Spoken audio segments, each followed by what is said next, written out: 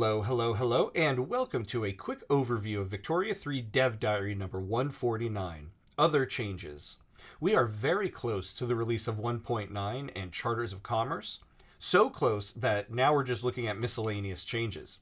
There's only one more Dev Diary after this one before we get the DLC and update on June 17th. This Dev Diary had some interesting things to point out.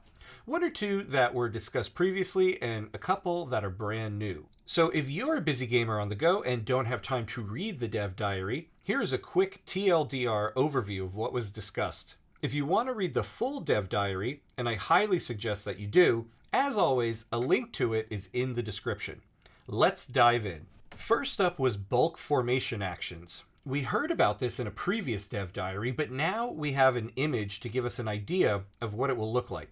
This is going to be a very handy tool. Basically, you'll have the ability to select multiple formations and set mobilization options for all of them.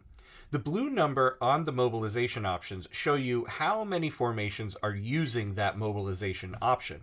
You will also be able to bulk select orders for generals. This will be great if you like to specialize your formations. As with the mobilization options, the blue number on the order icons tell you how many generals have that order. Something new we found out about is the ability to create blockades. I find this to be a really exciting ability. Admirals will have a new order you can select called blockade. When you put that navy in a C node and you increase your blockade level, you can block adjacent ports from accessing the world market and creating supply lines. This will be especially helpful when fighting a war against an enemy overseas and they're sending armies to your land. Remember, when someone sends their armies to you across the ocean, they need to keep a supply line to a port in order to keep that army supplied. If you can block that supply line, it comes with massive penalties for that army. Now you can look at what port the army is being supplied from and try to blockade it. You can see from the image that it will also create negative throughput for certain buildings. This is going to be a massive tool when it comes to war, and I'm very excited for it. They noted that your capital ships will be good for blockading. Those are the second unit in your navy. However, your light ships, the first one, are still the ideal one for convoy raiding. This is another new feature that was mentioned in a previous Dev Diary, but now we get a lot more information about it. Currently, if you select a strategic objective, your formations will move toward that objective. What you will be able to do now is give specific formations specific strategic objectives. It'll give you a lot more control over the movement of your armies in war. In this image here, you can see two formations with two different strategic objectives. A benefit of this system is shown here.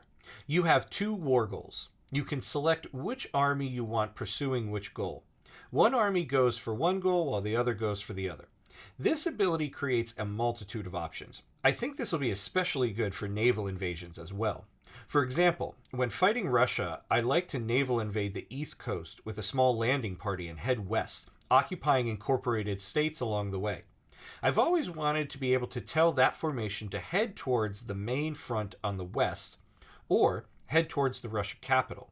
But when you select a strategic objective in the current version, all the formations will veer towards that objective, which is not something I necessarily want. Now, I can give the landing party the specific objective of heading west.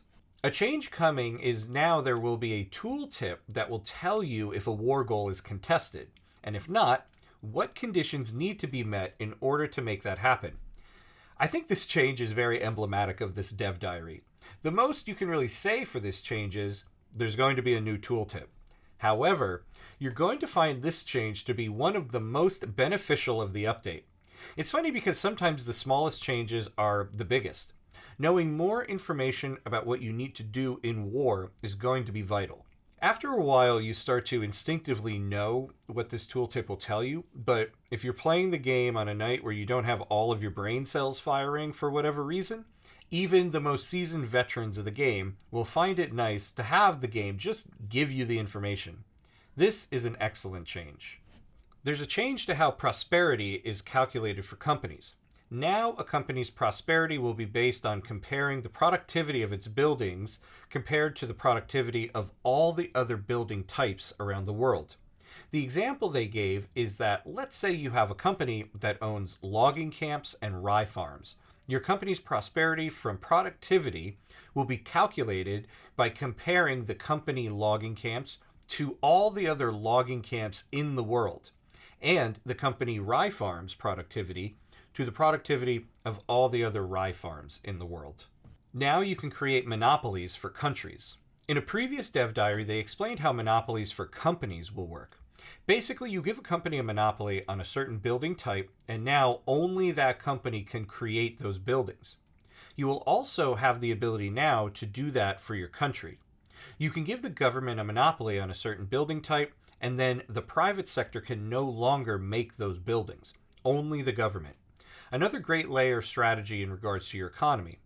Or maybe just give your country a monopoly on art academies and no longer have your private queue building 87 of them. That'll be worth the authority cost.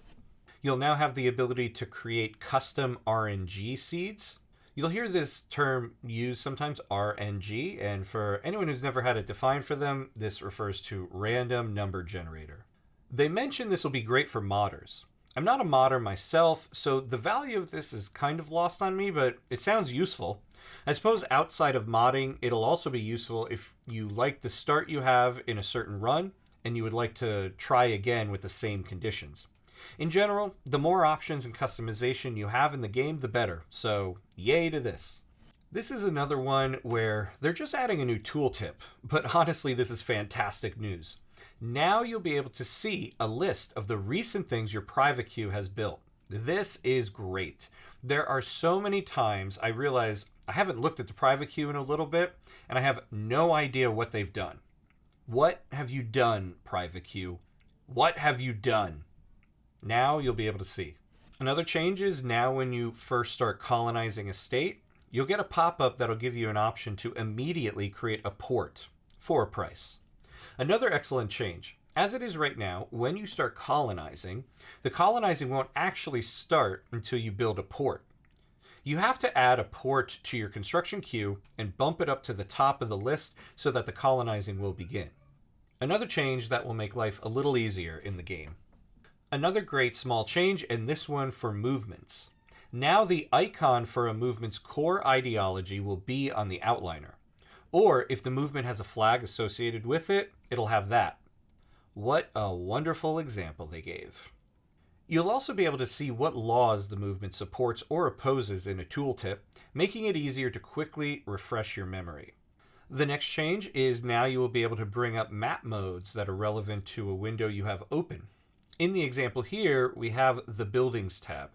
By clicking on the map mode icon, you'll see a list of map modes that are relevant to the Buildings tab. Another small change that adds some quality of life changes. The last part of the dev diary was an update to modding. Some updates to law modding as well as trade setup. I've never tried to create a mod before, so I can't say how important these changes are, but I do like that the devs are fostering more efficient ways to mod the game.